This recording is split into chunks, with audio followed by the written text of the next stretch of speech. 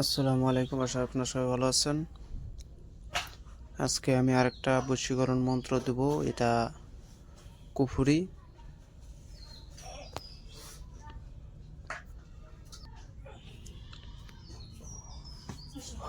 এটা আপনারা সর্বপ্রথম যে মন্ত্রটা দেব, এটা ছোট্ট একটা মন্ত্র। আপনারা এটা হচ্ছে সর্বোচ্চ, এটা যাই যত জপ করতে পারে তার কাছে তত ভালো, কিন্তু নিয়ম 108-এর উপরে। 108-এর উপরে জপ করবেন। এর দিক যদি জপ করেন তাহলে আরো বেশি ভালো। মন্ত্র দিয়ে কখনো মন্ত্র জাগানো যায় না। মন্ত্র একমাত্র সঞ্জীবনীর উপরেই জাগে, অন্যথায় মন্ত্র কখনোই জাগে না। এটা মনে রাখবেন। এখন তো মানুষ কত রকমের মন্ত্র নিজে নিজে বানাইয়া বলে যে এই মন্ত্র দিয়ে এটা জাগ্রত করো, এই মন্ত্র দিয়া মন্ত্র জাগ্রত করো, মানে মন্ত্র দিয়ে মন্ত্র জাগ্রত করতেছে। আসলে বোকা ওইটা বুঝে না যে একটা ব্যাটারি যখন ফালায় রাখবো ওইটা ধীরে ধীরে ড্যামেজ হয়ে যাবে, আর যখন এটাকে চলতির উপরে রাখবো ওইটা তখন আগুন বরাবর কাজ করবে। তো যাই হোক,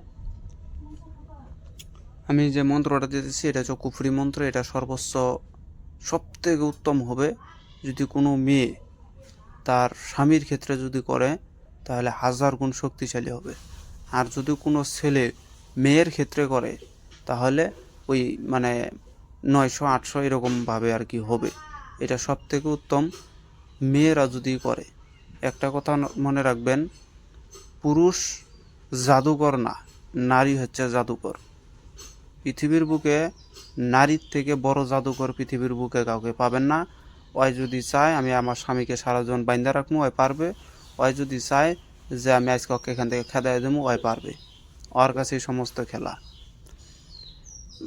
পুরুষ আমরা যারা আছি, যারা পুরুষ পুরুষ বলি, আসলে মূলত নারীর কোনো সাধন ভোজন নাই, পুরুষের সমস্ত কিছু পুরুষের। হ্যাঁ, আর নারীর ভিতরে সমস্ত খেলা হচ্ছে নারীর।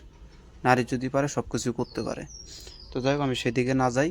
এটা স্বামী স্ত্রীর ক্ষেত্রে আপনারা প্রয়োগ করবেন। যদি কেউ কাউকে বশীভূত করতে চান, সেটা ছেলে হোক বা সেটা মেয়ে হোক, আপনারা উভয় করবেন, 100% রেজাল্ট দিবে। সর্বপ্রথম এই মন্ত্রটা আপনারা, আমি যে বললাম যে যে যত জপ করতে পারে, কিন্তু নিয়ম 108-এর উপরে হতে হবে, নিচে না।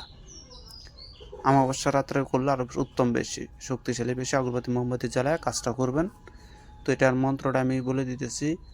আর এটা সর্বপ্রথম আপনারা যে যাকে বশীকরণ করবেন, হ্যাঁ, তাকে কিন্তু খাওয়াইতে হবে, যে কোনো মাধ্যমে খাওয়াবেন।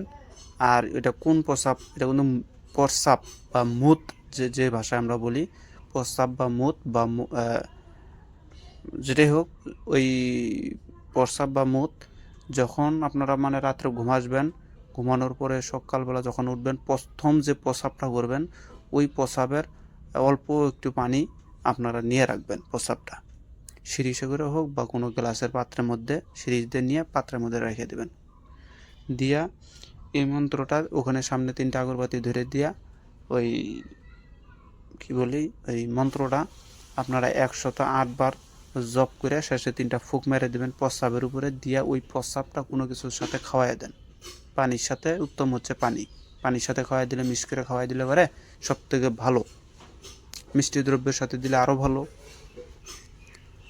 আর মন্ত্রটা হচ্ছে, আমি বলে দিতেছি, মন্ত্রটা হচ্ছে